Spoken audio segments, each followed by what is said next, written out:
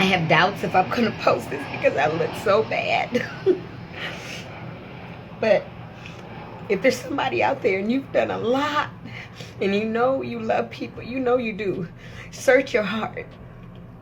Ask God to help you heal from whatever that is that's hurting you, because you have to love everybody. You have to truly love. And I think that if we fall in love with Jesus, really fall in love with him, the worst of enemies can't hurt us. I've seen people have testimonies where somebody killed their child and they prayed for that person's soul. Good morning, everybody. It's me, Stevie. It's my birthday, yes, and I just want to say thank you to everybody for all the wonderful text messages this morning and the birthday wishes on Facebook. I'm very excited about this day. I'm going to have a great day. In fact, this whole year has been the best year I've had consistently for 12 years. I'm so happy. So thank you for everything, and you guys have a great day too. Thanks. Bye. This is the story of Stephanie Brinson, a 62-year-old grandmother who was strangled and killed while having an overnight, conjugal visit with her convicted murderer husband at a California prison. Her husband, David Brinson, who was convicted for killing 4 people in 1994, met her while he was in prison, married her, then killed her during a conjugal visit. Listen to this. The death of a woman at a jail in Amador County while on a visit is now being investigated as a homicide. It happened last Wednesday at Mule Creek State Prison when 62-year-old Stephanie Diane Brinson was visiting her husband. He's an inmate there.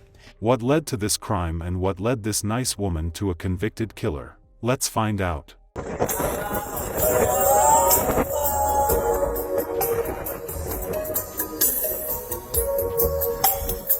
Riding in the caddy.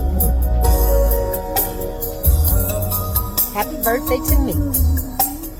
Hello and welcome to Twisted Crimes. Subscribe and hit the like button for more stories. Hi, it's me, Stevie. Tomorrow's my birthday, and I got so many wonderful gifts, but this one was so exciting I have to share it with you. This is now my favorite coffee mug. I call it the I mug because it's made by Apple.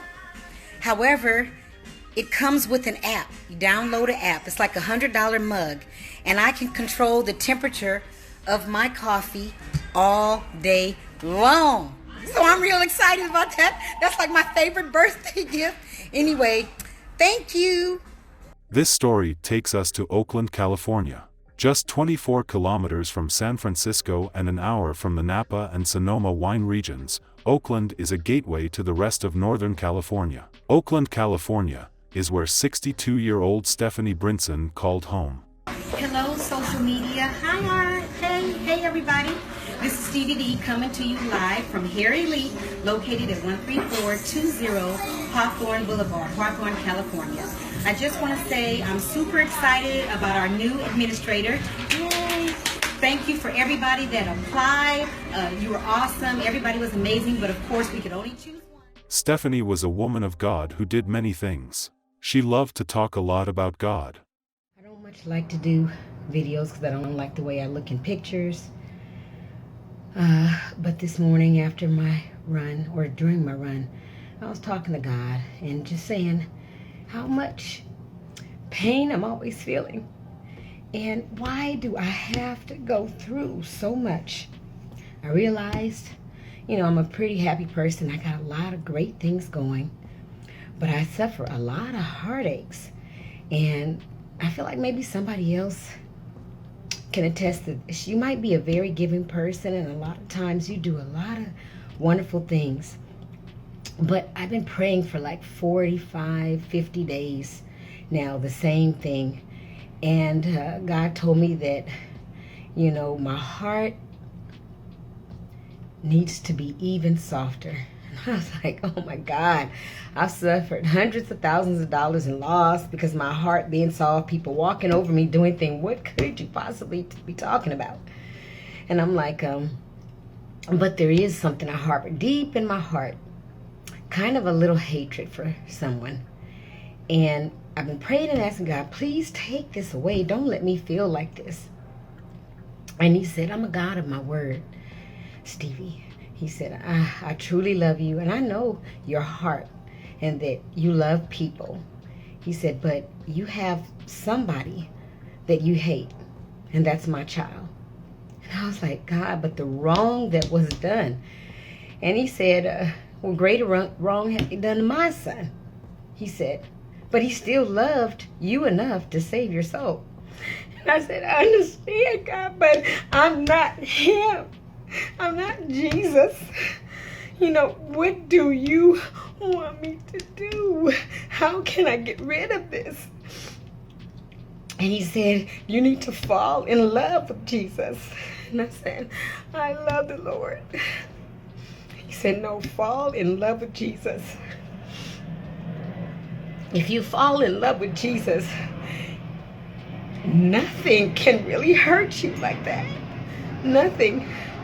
She was a mother and grandmother. Have your Instagram? Hey everybody, how are you? We are at the airport. I'm taking my granddaughters and my niece. Say hi, you guys. Hi. We're gonna go have some fun together for the next 4 days. We'll be back. Where are we going, Katie? Las Vegas. We're going to Las Vegas, and I don't know if you guys know this. Circus now has added on suites. They have an indoor water park. They have an indoor water park, and they have an indoor theme park with 25 rides. So we're going to be there with my friend Helena and her grandkids, and this is some of their first time flying. So I think it's going to be a lot of fun.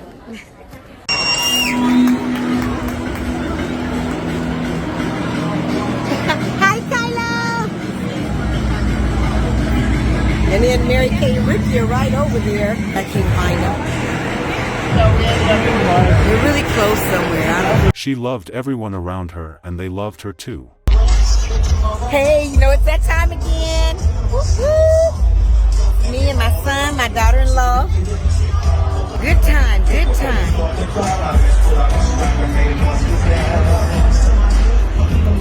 Yummy. It was a great day. I enjoyed it so much. Now it's time for the fire. And Almost. Not yet? Not yet. She was a hairstylist, and she loved doing hair for many people. It's massive, girl. Somebody want to see what's really going on? I can't even get it all in the camera. Get this live thing. I'm so afraid, but I just want to floss my hair color. Hair color. Cut was done by LJ. Color and curls and volume done by yours truly, Leslie. Thanks, Leslie. She also loved helping people in the community by giving back in various ways she could. Sorry.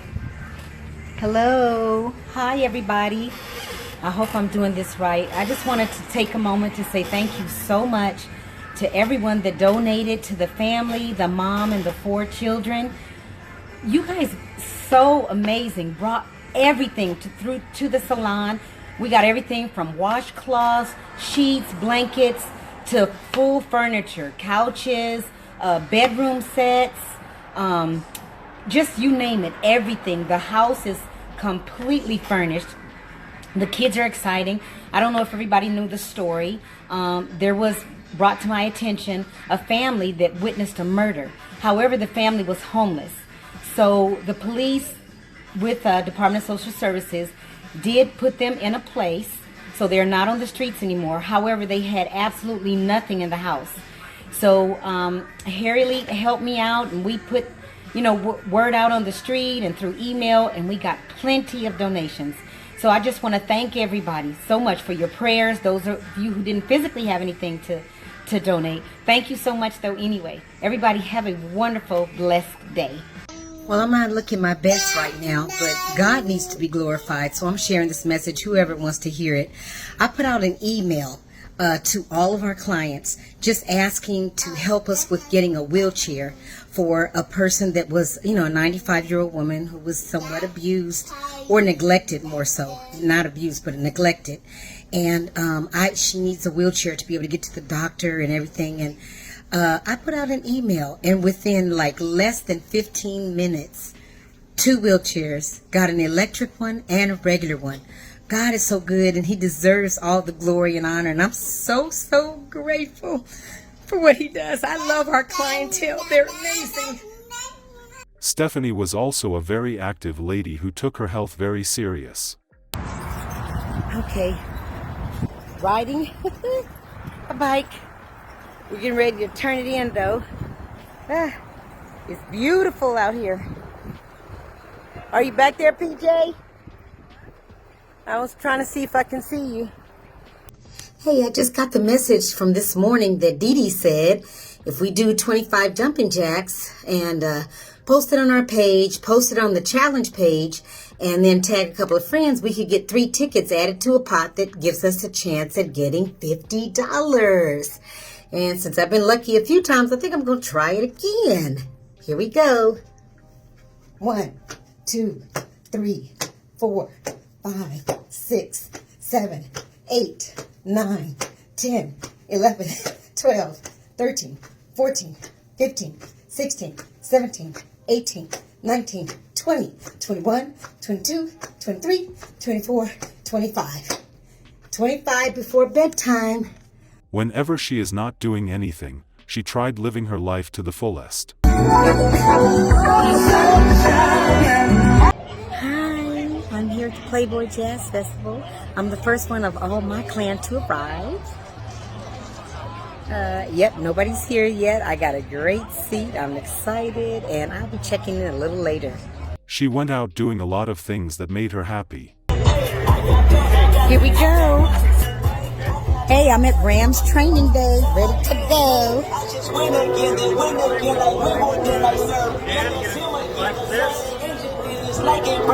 And this is just the beginning. You know how I do it. In every aspect of life, she seemed grounded until she met someone by the name of David Brinson. David Brinson is a 54-year-old man who had been convicted of killing 4 people in 1994. He never showed remorse for the people he killed. He was sentenced to life in prison at Mule Creek State Prison for those crimes. According to CDCR, Brinson was sentenced in Los Angeles County in 1994 for first-degree murder and is serving 4 life sentences without the possibility of parole. The Los Angeles Times reported that Brinson shot and killed 4 men execution-style during a robbery at an LA apartment. Somehow, David and Stephanie crossed paths and started talking online. They talked about the Word of God and a host of other things. Even though her family was against it, she went ahead to marry David, a man who was never going to get out of prison. Sometimes in November of 2024, Stephanie went to the prison for a conjugal visit as she had done in the past. But on this day, shortly after 2 a.m., inmate David Brinson used a family visit phone to report that his wife had passed out during her visit. Despite immediate life-saving measures by prison staff and responding paramedics, Stephanie Brinson was pronounced dead before 3 a.m. Her family were wary of their loved one's death, and lo and behold, 4 months later, the Amador County coroner told the family that Stephanie was strangled, and her death had been ruled a homicide. Answers and asked for strict measures to be put in place by the prison authorities. We spoke with the victim's family, and they're demanding answers. They want to know why an inmate with such a violent history like this was allowed to have unsupervised visits in the first place. The most giving, kind-hearted person. 62-year-old Stephanie Dowles was always trying to help others, her mother Ovita Wilson says. I would often tell my sweetheart, you can't save the world. Dowles was a mother herself to 2 sons, grandmother to 6. She was a hairstylist and a small business owner in the Los Angeles area, known to her family as Stevie. We spoke to them on Zoom. Stevie was literally the glue that held the family together, making her loss all the more difficult. We were just devastated. Dowles died during an overnight visit with an inmate at Mule Creek State Prison in Ione just before 3 a.m. last November. Now, 4 months later, the Amador County coroner confirmed her family's fears, finding the death was a homicide. The coroner says she was strangled. How could they just, let this happen and just don't get it? Armand Torres says the prison should be held accountable. He says his mom was visiting her husband, David Brinson, there. They would read the Bible together. He was in school in there. because she was pushing him to try to be this better person. But Brinson is serving 4 consecutive life terms with a 20-year determinate sentence on top of that, without the possibility of parole, all after his 1993 conviction of 4 murders. My mom was just left alone, and she, called for help, I'm sure. And there's nothing she could do. Officials say the criminal investigation is still underway, so as of now, no one's been charged with Dowell's murder. But it happened during a family visit, which the California Department of Corrections and Rehabilitation website describes as a visit in private apartment-like facilities on prison grounds that can last approximately 30 to 40 hours.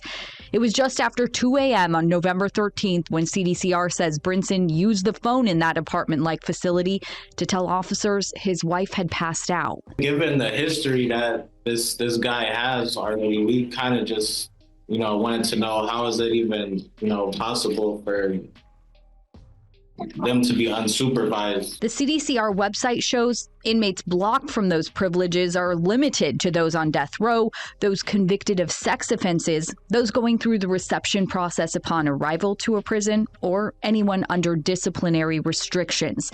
There's no mention of multiple murder convictions. Do you think that policy should change moving forward? It has to. There has to be something has to be done, because it's not fair. CDCR says inmates have to meet strict criteria for these family visits, like sustained good behavior, for example. And they say the visits are meant to support family connection and rehabilitation. And Dowell's family did say that she had visited Brinson several times before this, and those visits seem to have gone well. So they say at the time they didn't really think much of it, like they now believe they probably should have. It's not sure why or how Stephanie got drawn to him in the first place. It has to be because she had a good heart and saw good in others. Unfortunately, this was what led to her death. Her kindness was what led to her death. What do you guys think about this story? Would that have been a no-go area? Or you can always give people a second chance. Our sincere condolences to the friends and families of Stephanie Brinson. May her soul continue to rest in peace. Please stay safe out there, and we shall see you guys in the next video.